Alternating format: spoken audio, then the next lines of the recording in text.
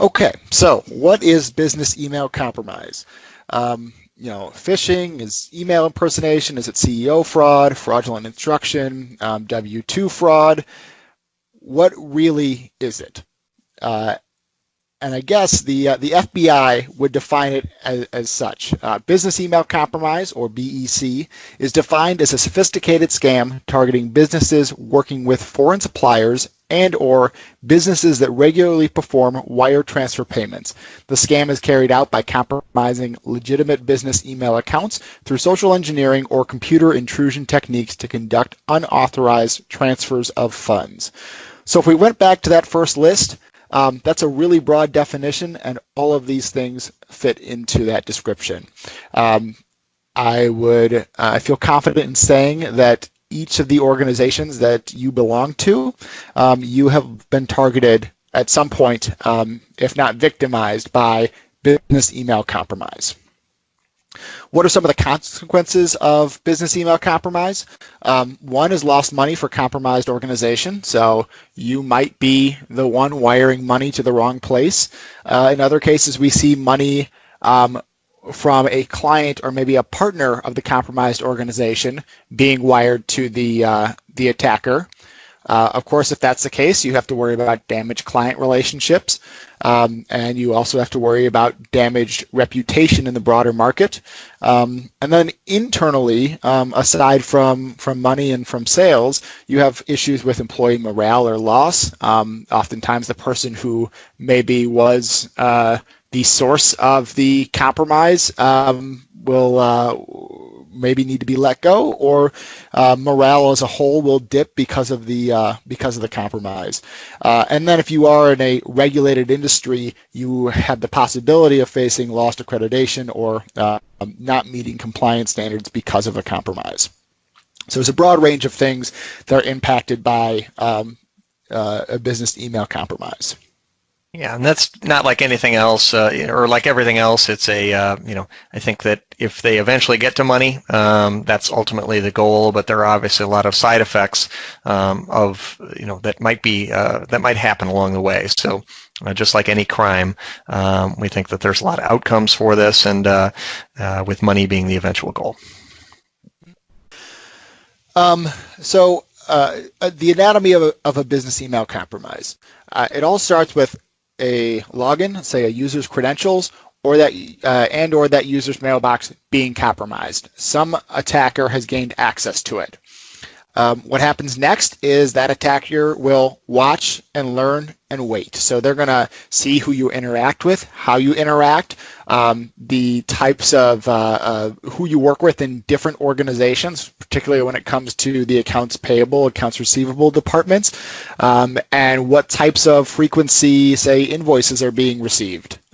So if they have compromised somebody who does deal with the finances and responsibility for collecting or sending payments, they will be very keen to zero in on those types of things. The next step is impersonating whoever you'd like, whether that's the person whose mailbox you've compromised, or it's somebody else, whether you'd like to impersonate somebody that compromised person deals with. Either way, you're going to be impersonating somebody making a request generally for this wire transfer. And then lastly is covering the tracks. So this could be happening throughout the compromise from the moment they've compromised the mailbox, but maybe they send messages as you and automatically delete them from the sent messages folder, or they can up rules or keep an eye out for emails that come in that say, is this really you? Or any types of emails that might give an indication that something is wrong or that the mailbox has been compromised. Those tracks are if it's generally covered by an attacker. So generally, it's this impersonate step that is the first moment that somebody in the organization recognizes that an attack or a compromise has occurred. And this creates a lot of problems for organizations. And I'll talk through auditing in a little bit, but this can create a lot of problems for organizations in that now they have to go back and try to backtrack and piece together when the compromise actually occurred, how credentials were given up, and determine if the attacker is still in the environment or if any other mailboxes have been compromised. The general scale of business email compromise, these are all global numbers, so I know those always don't always register for everyone, but I do want to get across the significance of what we're seeing. So between October 2013 and May 2018, there's been 12.5 billion in global losses from business email compromise, and that's 2.9 billion just in the U.S. So an increase of about $7.2 billion from December 2018. In contrast, ransomware, which has been the topic of conversation for the past 2 or 3 years when it comes to security, that was $1 billion industry in 2018. So we're talking about a $12.5 billion industry versus $1 billion. And then 91% of successful data breaches are starting with a spear-phishing attack. And those numbers all come from the FBI as well as a security awareness training organization. And just visually, this is how things look. You can see our ransomware dot kind of in the down here, while all of our other numbers for business email compromise are much higher. And if I was to add some color commentary to that, I mean, just from I know our service desk and our responses for ransomware generally have kind of gone down over time. There was a significant amount, I'd say last year, maybe even at the beginning of this year a little bit, but we are seeing a significant impact of business email compromises at our customers right now. We're going to share some stories from some events that have occurred, anonymously. But we're starting to see basically an email compromise once a week at this point with our customer base, and they're at various stages of it. It's significant enough that we assembled a webinar and supporting material now just to educate the customer base, and I'm very happy that you attended to listen to what's happening. But it is, I don't know if you saw in our invite, but we feel like we're at 50% of our customers or so that we've either engaged with and started to look are starting to find that there are problems and that there might be an active listening role now. And so we'll tell some stories in that regard, but this is a very significant problem, not only in industry and global numbers, but within our local industry base. Okay, on to what we'll call case studies. So We'll walk through. We've got 4 stories that we want to talk about. As Bruce mentioned, know that there are, dozens more that we have firsthand experience with that we could speak to. But here's some examples that we thought were kind of representative. So in this case, the victim here was targeted at her personal email address. She was in the midst of making a large purchase that required a wire transfer, and she received an email from her attorney with wiring instructions, and immediately after she received another email from her attorney with quote-unquote corrected wiring instructions that went to a different account. She proceeded with the new wiring instructions, and it was about $150,000 that went to this other account. So, of course, she pretty quickly figured out or was informed that that was not the correct account to send to, and then begins the investigation stage. And so we do have a little bit limited information on this one, as we weren't provided full access to the victim's personal account. But based on what we were able to determine during investigation, the individual's personal account had been compromised, and the bad actor was watching her email transactions, kind of waiting and picking their spot. So obviously they had some reason to anticipate that this large transaction was coming, and as soon as she saw the wiring instructions, or the hacker saw the wiring instructions, they sent an email from a similar looking email address to what the victim's attorney email address was, and that's how the compromise occurred. So you can see multiple different ways for this to happen, but in this case it does appear that her mailbox had been breached.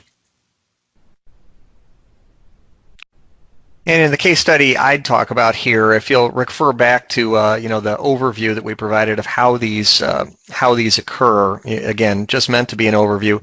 This is one of those classic cases of login that got compromised, watching emails, impersonating, and then covering tracks. We saw all four aspects of it here.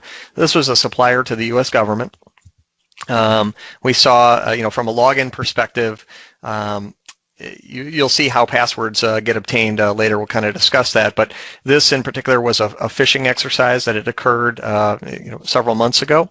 A third party had a phish that yielded a login and password. When that occurred, the very next day, they were in watching mode, right? And they particularly were watching several mailboxes, one of which happened to be had some emails that were having some discussions regarding payment, as you can imagine. So kind of in the impersonate area, they hijacked the conversation and the discussion about that payment. And it also became, we saw some higher pressure sales tactics, which, if you were a cognizant receiver of this email, you might be tipped off a little bit with regards to, the higher pressure tactic, but you wouldn't be tipped off with regards to, because it was an email thread that just continued on. Payment procedures were obviously put in place, and there were some protection mechanisms for that payment. Some good accounting rules. Yet even though some of those had been circumvented, and in the end, after a payment had been made, a significant payment, as you can see on the screen, a day after that, basically a whole new event was born, where 1,800 emails were sent out from this. With a quote unquote fake statement, just to kind of cover tracks and create FUD and confusion. And it was actually during that event that we were evaluating that we saw the historical event and uncovered what had likely transpired in the background. So again, people are brought in, and we specifically are brought in at various stages of these events, and hopefully we're trying to get on the front end of these, right, and find when people are in watching mode and not when they're in impersonation mode. Because once you've impersonated, and I think you've seen some significant numbers on this case study and the previous one, it might not always be at a numbers game yet, and it's not just $350,000 that get lost, right? There's some morale issues, and there's what else is happening, and you're going to have a spend probably for protection mechanisms anyway. Are you doing it before or after the events like this? So, Adam. Okay, and then my other one, this one is a little bit happier because there was $0 in loss. This was a client of ours who is a healthcare organization.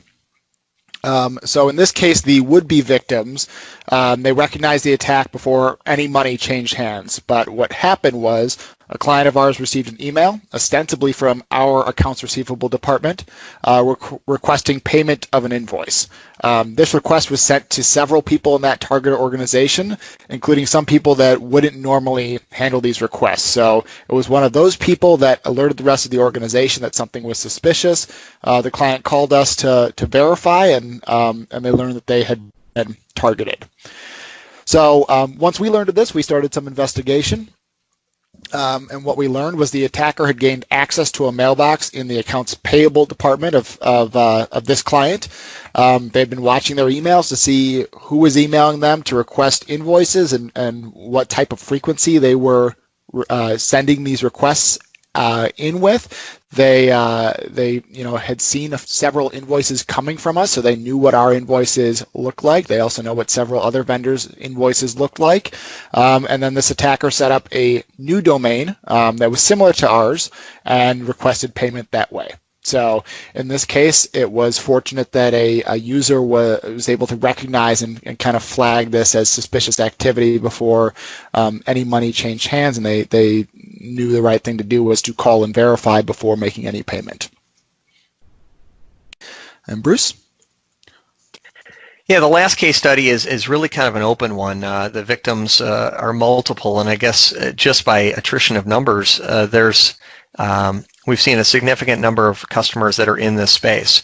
We walk in, we're executing a solution that often we tout, and we've seen customers at various stages of either the watching or the impersonating happening literally right while we're in there. all of the case studies we're talking about here have occurred in the last 6 months. This is recent activity. In one customer recently, we walked in and they had 8 mailboxes where we were seeing some what's called 8 mailboxes out of 300 that were being watched. Right. We had another one where there were 2 mailboxes out of 800. Right. So it's not all mailboxes. It's not of the 8 mailboxes that were being watched at that 1-300 account. Only 2 of them actually had active compromises going on or impersonation going on. So 8 being watched, 2 being impersonated, things of that nature. But we've had 5 customers in the last 5 weeks, as an example, where this has occurred. So the numbers are ramping up. We're seeing a lot of watching, and we just can't get the message out there fast enough. So the general case study here is just, you can be at various stages across our customer base.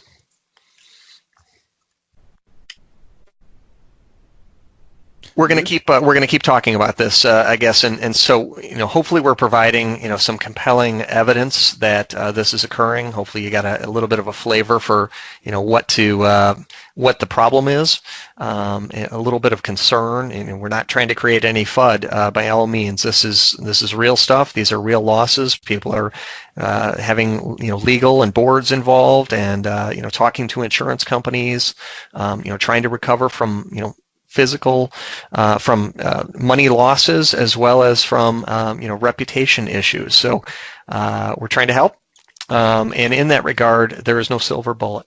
To that avail, what we're going to try and outline today are 3 specific areas: people, process, and technology that can assist in this. We'll kind of use this as like an agenda moving forward. In the people area, we're looking at things like security awareness.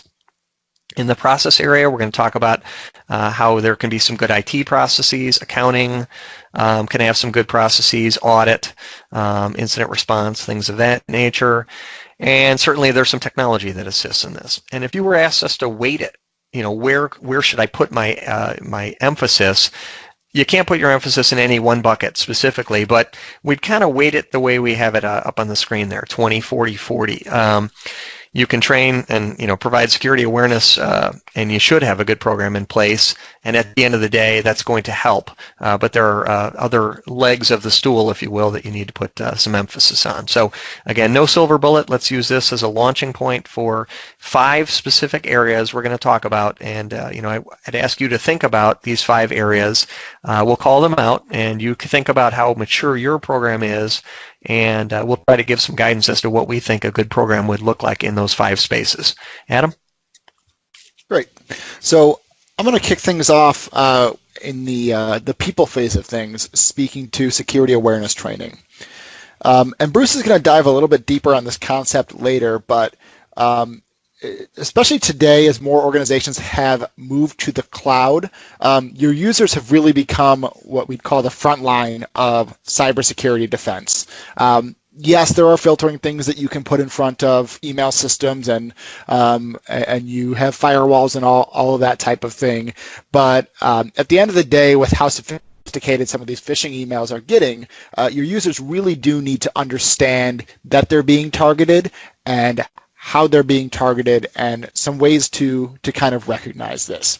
So we partner with a security awareness training organization, and they have something that they use called their phishing prone percentage, which is identifying, testing the organization and identifying how many people, or what percentage of people, fell for the phishing test, and kind of establishing a baseline there. What they've learned from their numbers, and they're pretty large, is that the average initial baseline is about 27%. And when we think about, just one account compromised can lead to much larger things. 27% is a pretty significant number. But if we zero in on these numbers a little bit, if you can read that, as the organizations get smaller, their initial phishing-prone percentage gets worse. So, not sure how many on the call are 1,000 employee-plus organizations. I would assume few of you are, but that's where they're seeing about 25%. The numbers get worse as organizations get smaller there.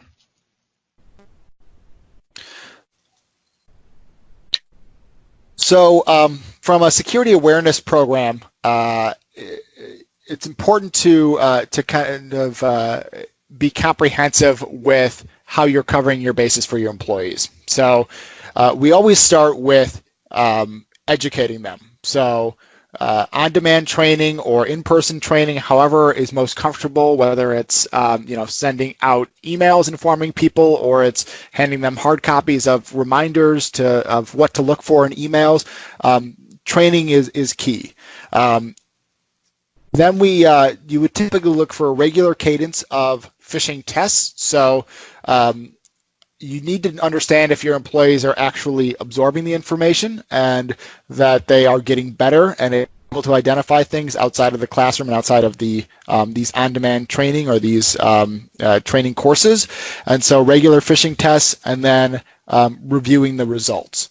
So organizations that are able to put together comprehensive plans like this. Again, we'll see our initial baseline here, our numbers from our training partner, starting at an average of 27%. Within a year, their average across their 6 million users is down to about 2%. So employees do really get better as long as they are being tested and the testing is repetitive. And again, just to add some color to that, obviously, as Adam overviewed, the training itself, the testing itself, there's obviously training for your initial employees, but a good mature program might include consistent training or random training or event-driven training, meaning when you're, not passing a test, right, that might have been delivered, on a consistent basis, delivering the training then. So maturity levels vary, but oftentimes people are, I'm going to train them initially and then forget it. And we found that not to be effective. I think there's something to be said about consistency, about maybe even a outside partner helping judge the adequacy of your program, as well as maybe help deliver and provide some consistency and ongoing basis for that. That's a good point, Bruce. I'll also add we've seen some organizations that just do testing without the kind of training element behind that, and I think it's clear that the numbers don't really get better if you are testing your employees without providing the training as well. So there's a lot of value to having all elements of this cycle. Yeah, we've definitely seen the numbers. The numbers are real, and I think you can make an impact on your employees and their desire to click, if you will. There can be you can add some fun into it. You can integrate your security awareness across things like performance reviews and, part of your security program overall. At the end of the day, all of these things, all of these factors need to come together, and this is one leg of the stool. So from a Peters and Associates perspective, some of you may be familiar with our Pulse Aware program from our managed services team that encompasses all of these things. So we have a library of about, I think, over 500 on-demand cybersecurity training courses that we offer to organizations.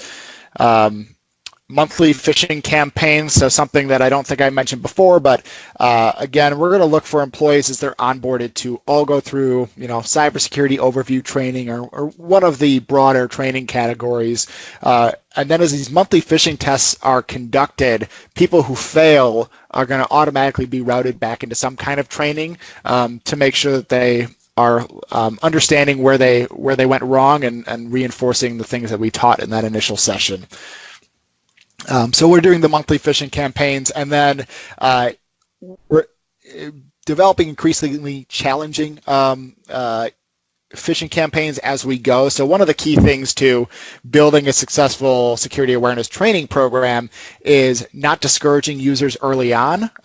You see, as you get to some of the more challenging phishing tests, I know one organization did a phishing test right around bonus time, where they were anticipating that people in the organization who were expecting bonuses would receive an email with a PDF attachment indicating what they were receiving. Obviously, this got lots of clicks, and from a phishing perspective, was not a successful campaign. And that's a really hard one to do. You're certainly not going to lead off with something like that. So you start on the easier side, allow people to build their confidence, and then we increase the challenge as we go, so people are continually getting better. And then progress reporting, so we have an understanding of how the organization has improved over time. From a process perspective, I want to speak to security auditing, and specifically in Office 365. The reason I'm targeting Office 365 is many of our customers have moved to Office 365 in the past couple of years. A lot of what I'll speak to here will have some applicability to on-premises Exchange, but most of what I'll speak to has to do with Office 365. So from an Office 365 perspective, a lot of you have moved there, as I said, and there's always a balance of responsibilities. So as we move to the cloud, and specifically Office 365, we're offloading a lot of responsibilities from a security perspective to Microsoft, like securing the servers, making sure that those servers and the storage on them is encrypted, controlling physical access to those servers and to the networking elements of that, securing the environment with firewalls, making sure all of that is separated.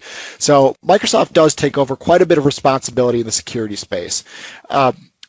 I think what a lot of organizations forget is that there are a broader set of responsibilities that organizations have, and maybe more so than when they were on premises and had a little bit more access to their servers. But there's a broader set of responsibility for managing your security and for understanding how you can monitor your security in Office 365. So I want to talk through a few of the things that we would look at when we talk about security auditing in Office 365. So one of those is foreign mailbox logins. So who is accessing your mailbox from IP addresses that are outside the country that mailbox is assigned? Now, those who don't know Office 365, users will be assigned a specific region or a specific country in their on their license. So you can set that up. If you have employees that work in Russia, you can have them assigned to Russia.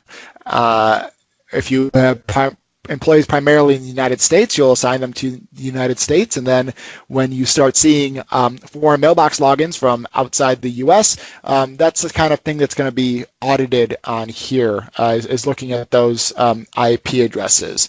Another thing I want to make note of here is a lot of Microsoft has evolved their auditing capabilities, but a lot of this stuff is off by default. So when Microsoft introduces new auditing capabilities for a mailbox, new things that they can look at or can surface for an organization, it's important that you go in and make sure that it is actually turned on for those mailboxes. We're finding that in a lot of cases, Microsoft's default is to leave it off, leaving organizations potentially missing that information. So foreign mailbox logins is absolutely something that we would flag. Mailbox forwarding. So some organizations allow this, other organizations don't, but mailbox forwarding, employees can set up many rules on their mailbox. Some will be forwarding to another employee, or maybe they forward, maybe an employee leaves the organization, forwarding is automatically set up on that mailbox to their manager for a set period of time.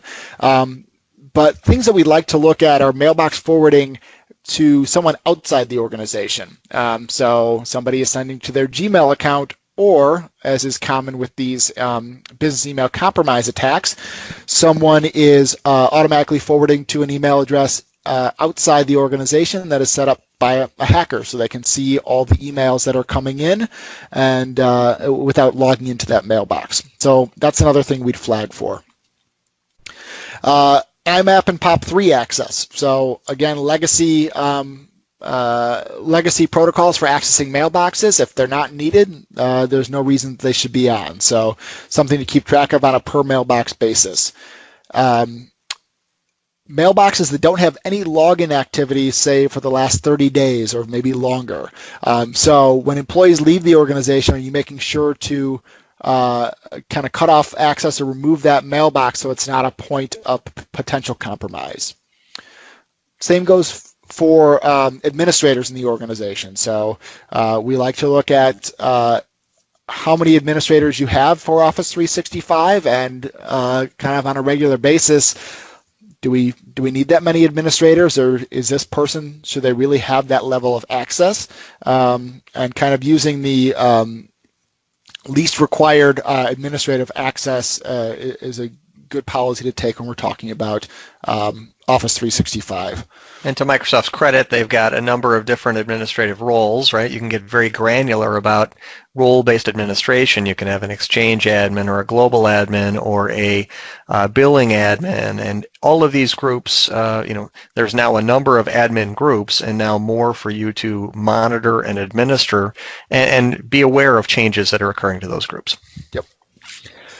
And then lastly on this slide is, as I mentioned before, mailbox auditing. So make sure that your mailboxes have auditing turned on, and there are different features and functionality of the auditing. You'll want to verify that you have the full breadth of capabilities being audited. There's no reason to limit what you are auditing. From that perspective, it's just going to Microsoft servers to sit, and you have the capability to extend the amount of time. I think the default is 30 days, but we often extend that to 365 days because the more information that we have on how people are accessing the environment, the more information we have if we need to investigate, or the more information we have to tick us off to that some kind of compromise has occurred. So these are all things that you can go and start auditing in Office 365 today. Alternatively, we also have a managed service for this. So we have what we call the weekly security audit for Office 365. It includes all the things I just talked about on the last slide, as well as 12 other indicators that we are looking at on a daily. Daily, we're looking at foreign mailbox logins, and then on a weekly basis, we're looking at all those other indicators that are listed here, and some other ones as well. This is continually growing.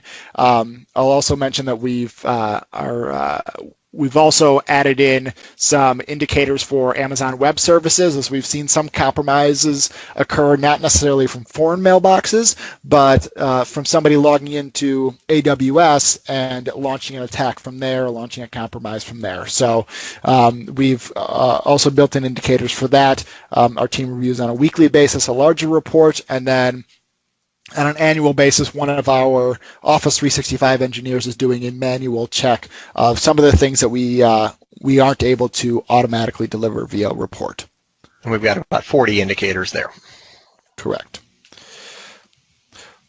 All right, so with that, Bruce, I'm going to turn it back over to you. Great. Thanks, Adam. I think looking at those 6 items, I think was a helpful glimpse in, but it's those top 2, especially the foreign mailbox logins and the forwarding, which are indications that you're in a watching or possibly an impersonation mode already. All right. So Adam talked about one element of how we're going to help regarding security awareness, and then secondly talked about a process for security health check. The third area where I'd like to talk about a little bit is incident response. There are occasions when, to the best of your efforts, you have done everything to, if you're familiar with NIST's model over on the right, you've done everything to identify and protect yourself as much as possible. You've even hired us for detection, or you're just detecting in your own logs, but something has happened, right? And you now have an issue. You have an email compromise, some money has been sent, or you've got some reputational damage because some email conversations were occurring with an external customer or vendor that were not yours from your employees. And you immediately are kicking in your incident response plan. Hopefully you have a baked out incident response plan, a formalized process for what you're going to do, who you're going to call for forensics, how you're going to preserve evidence. If your board or executives are asking for declarative statements as to what happened, you're able to provide those with a timeline, with factual evidence and support as to what occurred. If you're going to make insurance or legal claims, that you're going to want to have a body of evidence behind you.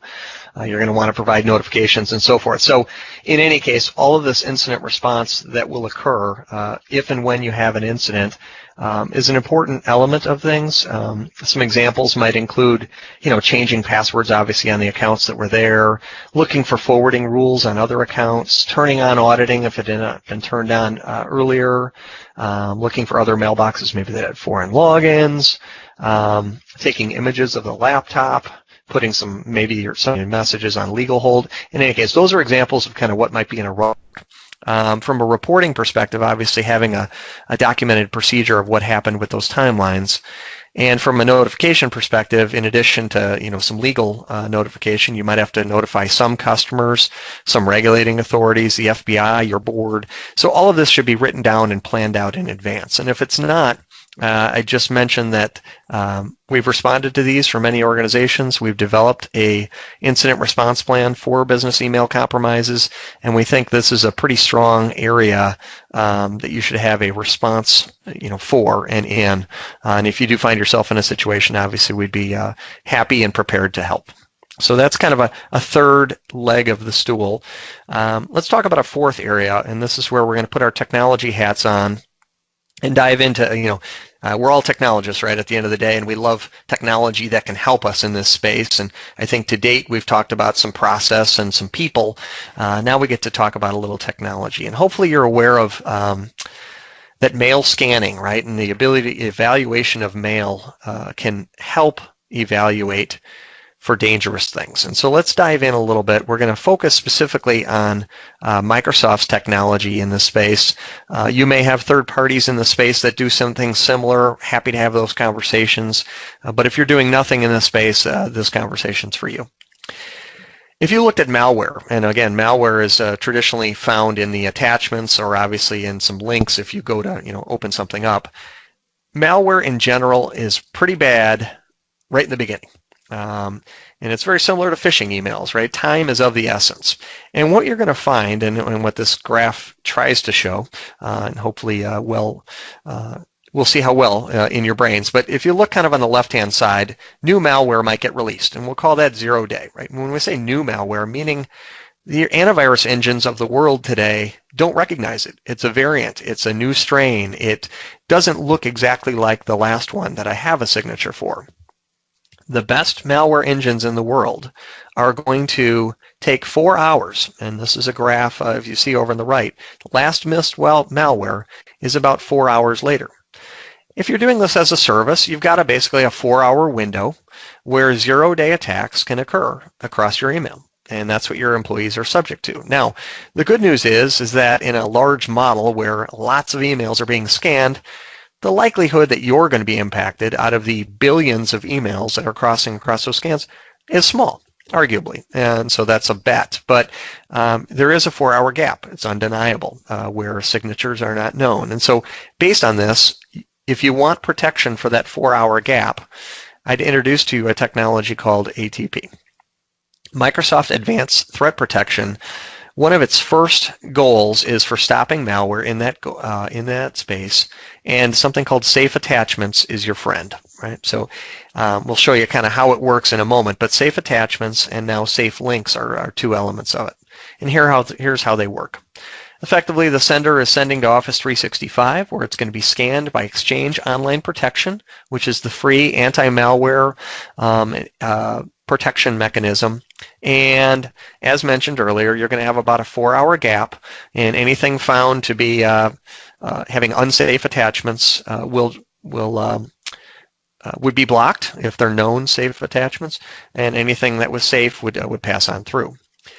If you want some additional scrutiny, which many organizations have been signing on for, the attachments can be sent over to a what we call a safe attachment detonation chamber on the left-hand side, the box there. And effectively, the file is blown up to see if it has any dangerous registry entries or based on its patterns of activity, is it safe or unsafe? If it's deemed to be safe, it continues on.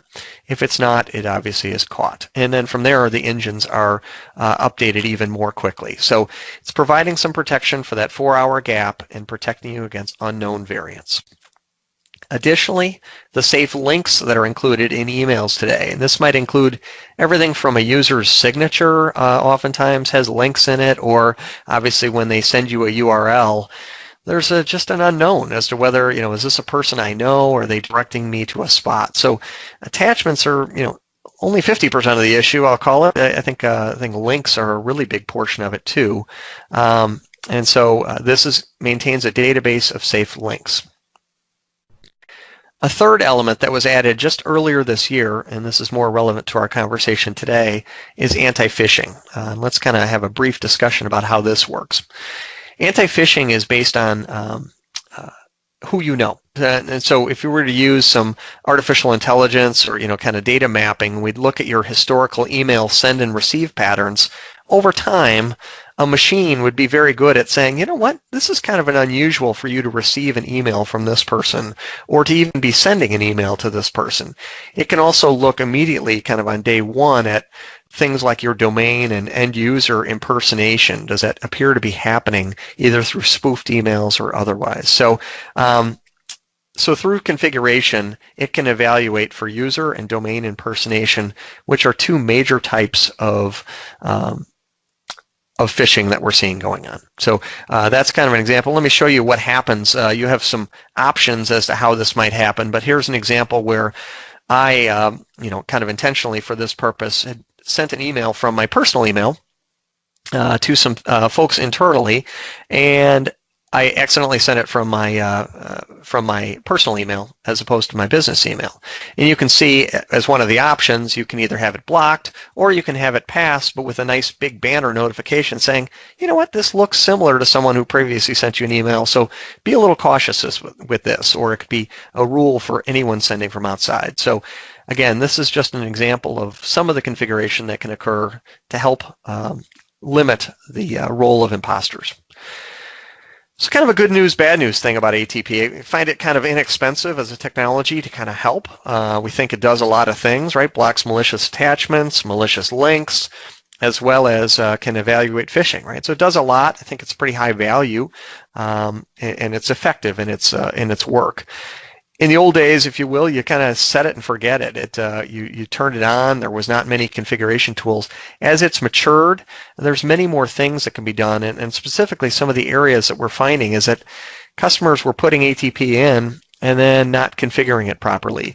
They're not protecting their domain or specific users from phishing. So over on the right-hand side, you see some examples of items that were not even turned on, even though they have the service. So we ask you to, to think about, getting some expertise, I guess, in here for a couple days, just for instance, design guidance, implementation, testing. There's some nice capabilities in there to maintain who logged on to those links. Like, so historically, if people did click on links that maybe were deemed unsafe, but they went to them anyway because you didn't block them, or you wanted to find out what other users may have clicked on that link that caused a phishing problem, you have a historical tracking of that if you have that turned on and things of that nature. So in any case, there's some configurations we think that are wise, and those are offered as part of our 365 health check. A fifth and final area is the multi-factor authentication, and this is a relatively sizable topic. We're going to talk about it specific to the Office 365 environment. To kind of lay the groundwork, I'll mention quickly the fact that perimeters, which is something, or authentication and logging in, which is something Adam mentioned earlier, this has morphed over time. We're accustomed to our physical perimeters, represented here by a castle, and this is the way we used to have our data centers, right? They were our own little moat we could put around things. We built our data center, we put doors on it, and our technology was generally protected. And those kind of moved to network perimeters over time, right, where we had firewalls and we still had our technology behind the firewall. We felt good. This is moving and giving way in the industry to identity perimeters, and let's illustrate what I mean and why identity perimeters are becoming important. Here's a picture of our network perimeter, right? And some of our technology, maybe our Exchange servers, SQL servers, file servers, are all underfoot, right, and protected by our network perimeter box. And those network perimeters work great for some of the traditional threats. If you look at your traffic, probably 90% of the stuff hitting your firewall is getting dropped as a packet, right? It's just firewall's doing a great job. And then along comes a phishing email, right? And a phishing email gets through and may propagate, right? And certainly there's some other elements that we mentioned, security awareness and ATP mail hygiene and things like that are going to help that threat from coming in, but they still come in, right? And if you saw on the graph, even a well-done user environment might still have a 2% click rate for your users. So the threat still exists. And ultimately what's happening is your users are becoming your identity perimeter, and they're your last mile. Additionally, a lot of this data is moving out into cloud, onto unmanaged devices, iPads, Androids, or onto cloud services where you've got a different login mechanism and different auditing that maybe you were accustomed to in the past. We ask you to turn it on. You've got some unknown applications people are using. Are they using Box and Dropbox and Google Drive as opposed to OneDrive, which might be managed, things of that nature. So that's known as shadow IT. In any case, all of these things are giving way to the identity perimeter, and we ask you to have, think about things like strong authentication, not just a good password policy, but maybe adding on things like multi-factor authentication, monitoring and enforcing those policies, and then maybe even integrating some technology that looks at, who's trying to get to what application and what data at what time on what device from where, and if you can use all of that scrutiny, maybe you have a better chance of identifying what's a good login versus a bad login. Because keep in mind your logins, and I'll go through these 3 slides really quickly, your logins could be guessed, right? I'm not going to drill in on how easy those are. They can be purchased, right? Because a lot of your identities have been stolen through some of these breaches that have occurred, and they could be phished. And if you can buy it, guess it, or phish it, then you can go do a business email compromise. And the only thing at the end of the day that's going to help protect you against an identity that's been stolen is a multi-factor authentication. A lot of compliance regulations are requiring it today, and the reason we think that a lot of it hasn't been implemented is twofold. A, people think, what technology am I going to purchase for it? A lot of you might be surprised to know that you have multi-factor authentication with Office 365. You also, a lot of organizations own multi-factor authentication, the enhanced version, with their enterprise mobility suite. And so you have the ability to implement either a straightforward or an enhanced version of MFA, kind of as illustrated here. If I was using the buttons to kind of point a few of these things out. Your user authenticates. There may be some conditions, and I'll call this the enhanced MFA, where it's looking at where they're coming from. What device might they be on? Is it my device, is corporate owned, or is it an iPad? Maybe what time of day it is. What application are they trying to access? You can even incorporate something called your risk score, which comes from these technologies below, which is, we'll talk about in the next slide, but it's like a real-time risk score for your login.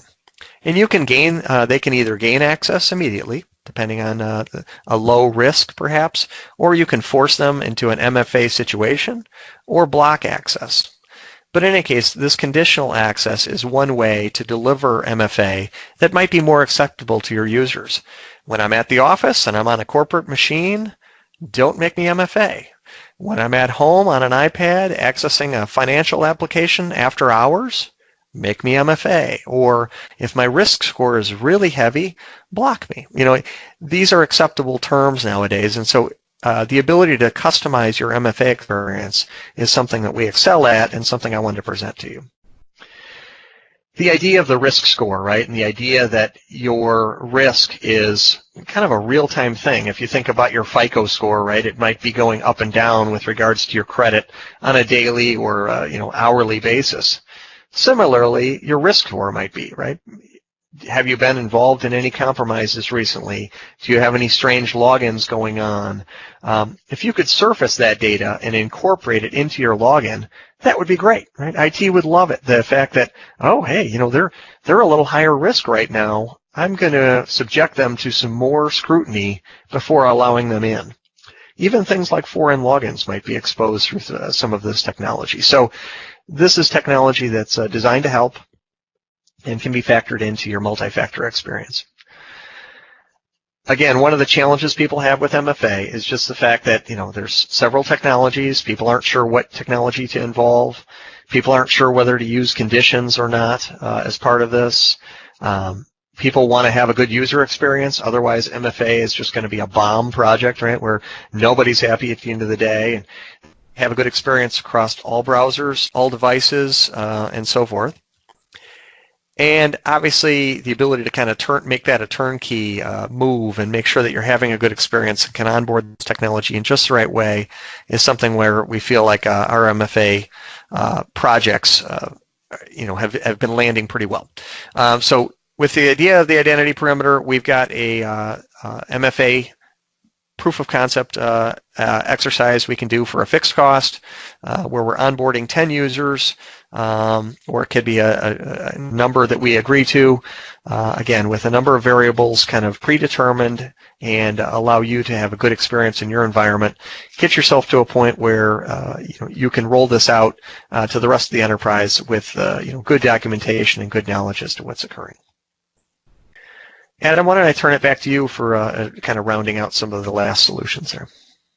Sure. So a lot of what we focus on today can be seen across this our cybersecurity, our NIST cybersecurity framework. So Bruce talked about MFA, which would fall into the protect category, as well as ATP, which also could be seen in the protect category, but also a little bit in detect, which is both protecting our mailboxes as well and as our identities, and detecting when something is suspicious. And in my conversation, I talked about security awareness training, as well as this Office 365 weekly security check, and that does fall into more of the detect category, trying to determine if a breach has in fact occurred. Some other thoughts that Bruce and I put together in regards to detection solutions.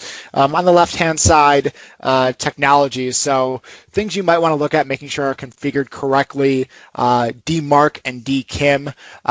This will not necessarily help your organization when it comes to receiving emails, but if somebody were to spoof your domain, other organizations would be able to see this if you properly have DMARC and DKIM set up. So that's something to explore and something we could talk to. The other technology that we frequently use when it comes to detecting whether something bad is happening with someone's credentials is Microsoft's Advanced Threat Analytics. So this is actually an on-prem solution that looks at authentications against Active Directory, builds an understanding of your users, how they operate, when they're logging in, the types of things that they are, servers they're logging into and what they're accessing, and then starts to report on anomalies from that behavior and when maybe it's not that user who's logging in with those credentials. So that's another technology we might recommend when it comes to the on-prem world. Other managed services solutions that we use when it comes to detection Pulse Alarm is our managed SIM service, so we will do security monitoring, alerting, and remediation on your environment. So that will collect things like firewall logs and maybe external-facing servers and your domain controllers, and correlate activity and security logs against each other and help surface alerts that may indicate a potential breach. PulseGuard is our managed service around Microsoft's Advanced Threat Analytics, which I just spoke to. And then Pulse Managed Endpoint Protection, which is our managed service around managing your antivirus. So, of course, it has to do with protection, preventing viruses from occurring, but also detection on the network in general. So our managed service will take over management of updating that and deploying that and remediating any viruses or malware that occur across the devices that are covered. Yeah, so my 10-second takeaway is, remember, there's 5 solutions we laid out today. Security awareness, incident response planning, health check, and then some technologies called ATP and multi-factor authentication. But there's this kind of other bucket, things that we brainstormed as an organization that we think are helpful, other nuggets, honorable mentions, we'll call it. But keep yourself focused on this issue. We think it's a big issue, and to help in that regard, I think, Adam, on the next and last slide, we've got some opportunities for you if you feel that you have some immaturities in any of the 5 spaces. These are targeted, helpful next steps for assisting. And Adam, if you want to walk through those. Yeah, so we talked a lot about the weekly security audit for Office 365, some of the things that our team looks at on a daily and weekly basis. So we do have a free 30-day trial of that. It's very easy for our team to set up. So if you are interested in that, Bruce's and my contact information are on the next page, or you'll be able to just reach out to an account manager, and we'd be happy to help out.